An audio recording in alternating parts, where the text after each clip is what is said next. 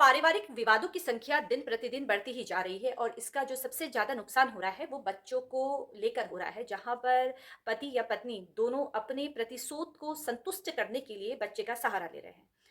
अगर बात करूँ पति-पत्नी के व्यक्तिगत प्रतिशोध लेने को संतुष्ट करने की, तो वहाँ पर जो मामले दर्ज हो रहे हैं अधिकतर, वो कानूनी कार्रवाइयों का दुरुपयोग करने के लिए हो रहे हैं। जहाँ पर दोनों की व्यक्तिगत जो दुश्मनी है, जहाँ पर प्रतिशोध लेने की जो भावना है, उससे जो नुकसान हो रहा है, वो उनके बच्चों का हो रहा है और जहाँ पर पति या पत्नी की ये ज़िद होती है कि जन्म रिकॉर्ड में सिर्फ़ माँ का नाम रहेगा या पिता का नाम रहेगा, तो इस तरह की जो याचिकाएँ होती हैं, क्या ये याचिका बच्चे के हित के लिए सही है? क्या ऐसा करना दोनों की ओर से या माँ कर सकती है या पिता कर सकता है, तो क्या ये बच्चे के भविष्य के लिए सही है? बहुत सारे सवाल खड़े होते हैं। तो एक ऐसा ही जजमेंट आपके समक्ष मैं लेके आ रही हूँ जो बॉम्बे हाई कोर्ट की तरफ से आया, जहाँ पर एक महिला की याचिका महिला ने लगाई थी और उस याचिका को खारिज भी कर दी। चलिए जानते हैं कि आखिर पूरा मामला है क्या? देखिए, इससे पहले आप सभी से निवेदन करूँगी कि अभी तक जिसने मेरा यूट्यूब चैनल, इंस्टाग्राम आईडी और फेसबुक पेज लाइक और सब्सक्राइब नहीं किया है, वो ऐसी ही कानूनी जानकारी प्राप्त करने के लिए मेरे चैनल से जुड़िए और बेल आइकन दबाना बिल्कुल भी ना भूलें, क्योंकि कानूनी जानकारी होना हमारे लिए अति आवश्यक है। तो हम बात कर रहे थे कि जहाँ पर पति-पत्नी अपने व्यक्तिगत प्रतिशोध को संतुष्ट करने के लिए कानूनी कार्यवाही का दुरुपयोग कर सकते हैं। इस बात को मैं आज आपको एक उदाहरण के ज़रिए और एक महत्वपूर्ण फैसले के ज़रिए समझाने की कोशिश करूँगी।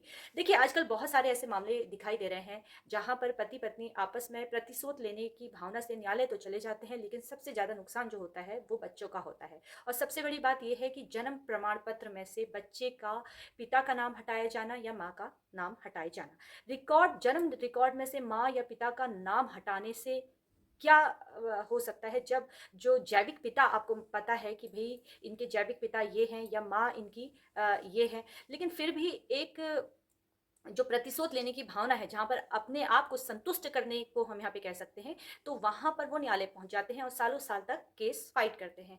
एक ऐसा ही फैसला आया है बॉम्बे हाई कोर्ट की तरफ से, जहाँ पर महिला की याचिका को खारिज कर दिया गया, जिसमें उसने कहा कि मेरे बच्चे के जन्म रिकॉर्ड में केवल उसका नाम दर्ज कराने की माँग की गई थी। उसने कहा कि जो जन्म रिकॉर्ड है, उसमें सिर्फ़ उसकी माँ का नाम होना चाहिए, पिता का नाम नहीं होना चाहिए। अब जब ये मामला कोर्ट में आया, तो कोर्ट ने कहा कि देखिए, ये जो आप इस तरह से कर रही हैं, ये प्रतिशोध लेने की भावना के उद्देश्य से कर रही है, जहाँ पर आप कानूनी कार्यवाही का दुरुपयोग कर रही हैं और यहाँ पर अदालत का समय भी आपने बर्बाद किया है और याचिकाकर्ता पर ₹5000 का जुर्माना भी लगाया। देखिए, हम बिना सोचे-समझे न्यायालय पहुँच जाते हैं, जिसका परिणाम हमें भुगतना पड़ता है। हम किसी दूसरे के बहकावे में आ जाते हैं और ये सोचते हैं कि हम आरोप लगा दें, तो क्या आरोप लगाने से हमारे पक्ष में फैसला आ जाएगा? देखिए, आरोप लगाते हैं, चाहे आप किसी भी मामले को ले लीजिए, घरेलू हिंसा को ले लीजिए या मानसिक हिंसा के आधार पर आप पूरे परिवार पर दहेज का केस कर दे रही हैं। अगर ये घटना सचमुच आपके साथ घटित हुई है, तो आपके पास एविडेंस होंगे और एविडेंस जब आप न्यायालय में पेश करेंगी, तो वहाँ पर आपको एविडेंस के सहारे ही आपको सुना जाता है, आपको समझा जाता है और एविडेंस के सहारे ही केस आगे बढ़ता है। लेकिन जहाँ आपके पास एविडेंस नहीं है, सिर्फ़ आप आरोप लगा रही हैं, तो वहाँ पर ऐसे मामले को खारिज कर दिया जाता है और साथ में जुर्माना भी लगाया जाता है, जहाँ पर कोर्ट कहता है कि देखिए, आपने समय को बर्बाद किया है और जैसा कि इस केस में हुआ, यहाँ पर भी कोर्ट की ओर से ये कहा गया कि आपने देखिए कोर्ट का समय बर्बाद किया और आप पे अब जुर्माना लगेगा। जो जुर्माने की राशि उस महिला को देनी पड़ी, वो थी ₹5000। चलिए जानते हैं कि आखिर पूरा मामला है क्या? देखिए, एक 38 वर्षीय महिला औरंगाबाद नगर निगम के अधिकारी से अपने बच्चे के लिए जन्म प्रमाण पत्र जारी करने का अनुरोध करती है और ये कहती है कि उसमें उसके पिता का नाम ना हो, बच्चे के पिता का नाम ना हो। उसने तर्क दिया कि जो पिता है, यानी कि जो बच्चे का पिता है, वो दोषी है और दोषी के कारण माता-पिता के रूप में उस व्यक्ति को स्वीकार नहीं किया जा सकता है, वो पिता बनने योग्य नहीं है। उसने कहा इसने मेरे साथ जो भी उनकी निजी जो उनकी मतभेद हुए होंगे, वहाँ पर उसने कहा कि ये जो है ये ठीक नहीं है, ये कथित दोषी है, जिसके कारण ये माता-पिता के रूप में इसे स्वीकार नहीं किया जा सकता है, ये पिता बनने योग्य नहीं है और इस जन्म प्रमाण पत्र पर सिर्फ़ मेरा नाम होना चाहिए। यहाँ पर दावा किया गया कि वो कभी बच्चे से मिलने भी नहीं आया। अब महिला ने कहा कि देखिए, ना तो वो बच्चे से मिलने कभी आया और ना ही वो योग्य पिता पिता है। तो यहाँ पर इस जो जन्म प्रमाण पत्र है उसमें सिर्फ़ माँ का नाम ही होना चाहिए। जब ये मामला हाईकोर्ट तक पहुँचा तो न्यायाधीश ने सारी चीज़ें देखी और वहाँ पर ये कहा कि देखिए इस मामले को तो आपका खारिज करना पड़ेगा क्योंकि माता-पिता में से कोई भी बच्चे के जन्म रिकॉर्ड के संबंध में किसी भी अधिकार का प्रयोग नहीं कर सकता है।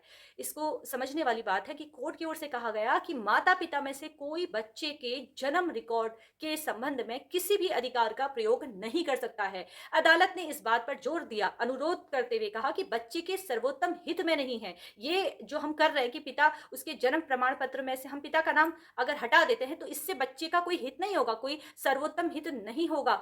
यहाँ पर बच्चे का कोई हित नहीं है और ये भी कहा कि देखिए बच्चे के साथ ऐसा व्यवहार करना है जैसे कि बच्चा आपकी संपत्ति हो। अगर हम ऐसा करते हैं, तो क्या ये बच्चे के हित में है? कोई हित नहीं है यहाँ पर से पिता का नाम हटाने से। तो जब आप ऐसा व्यवहार कर रहे हो कि ये भई आपकी संपत्ति है, तो बच्चे के साथ ऐसा व्यवहार नहीं करना है। आप तो ऐसा कर रहे हो जैसे कि आपकी संपत्ति हो, संपत्ति जिस पर अधिकार सिर्फ़ आप अपना दावा कर रहे हो कि बच्चा आपकी संपत्ति है और सिर्फ़ आप उस पर अपना अधिकार का दावा कर रहे हैं।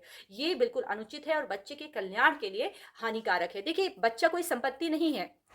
यहाँ पर वैवाहिक विवादों में उलझे माता-पिता अपने अहंकार संतुष्ट करने के लिए किसी भी हद तक जा सकते हैं। ये जो है बॉम्बे हाई कोर्ट की ओर से कहा गया।